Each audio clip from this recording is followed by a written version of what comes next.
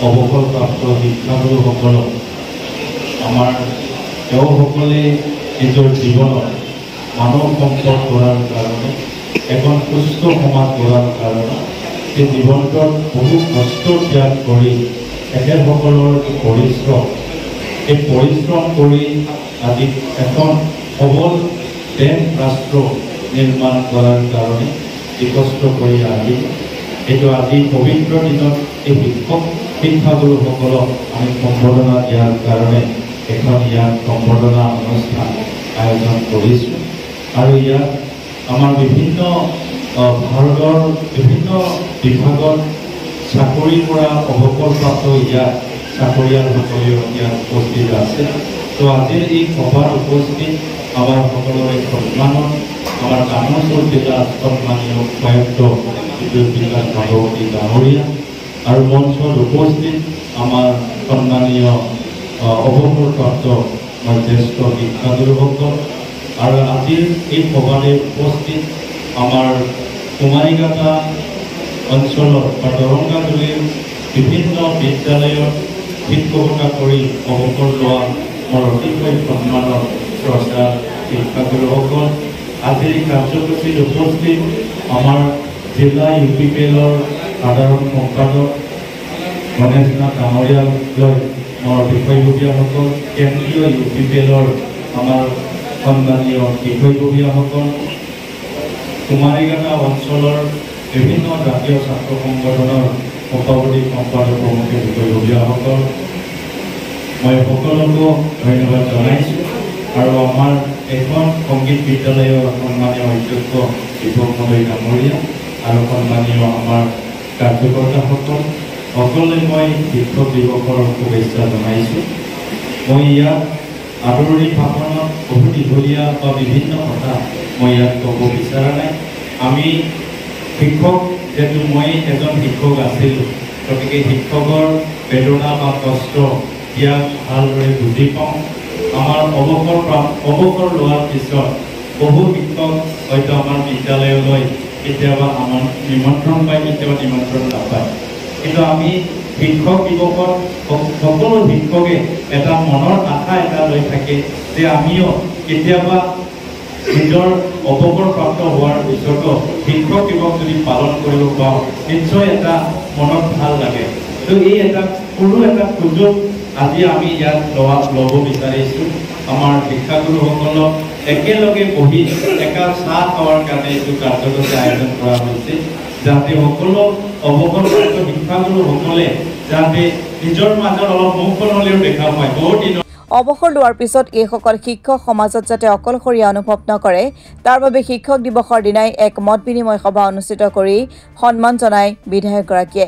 অনুষ্ঠানত অংশগ্ৰহণ কৰে তামুলপুৰৰ আয়ুক্ত বিদ্যুৎ বিকাশ ভাগৱতীয়ে।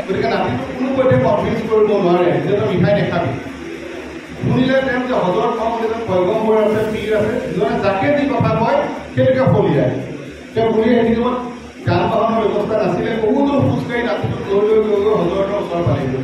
বহু সময়ৰ মূৰত মহিলাগৰাকীৰ নম্বৰ আহিলে, অহাৰ পিছত তেতিয়া হজৰ ওলাই আহিলে তেতিয়া ৰাইজ কি সমস্যা মোৰ লগত থাকে তাক এতিয়া মিঠাই খাবলৈ আজি পবিত্ৰ শিক্ষক দিৱসৰ লগত সংগতি ৰাখি মই কুমাৰীঘাটাত শিক্ষক দিৱস পালন কৰিছোঁ। এই শিক্ষক দিৱসত আমাৰ অৱসৰপ্ৰাপ্ত শিক্ষাগুৰুসকলক ইয়াত এটা মত বিনিময় অনুষ্ঠানো আমি ইয়াত আয়োজন কৰিছোঁ। এই মত বিনিময় অনুষ্ঠানত আমাৰ তামোলপুৰৰ সন্মানীয় ডেপুটি কমিশ্যনাৰ বিদ্যুৎ বিকাশ ভাগৱতী ডাঙৰীয়া ইয়াত উপস্থিত আছে আৰু বহু আমাৰ অৱসৰপ্ৰাপ্ত শিক্ষাগুৰু ইয়াত 150ৰো অধিক শিক্ষাগুৰুসকল ইয়াত আজি অংশগ্ৰহণ কৰিছোঁ।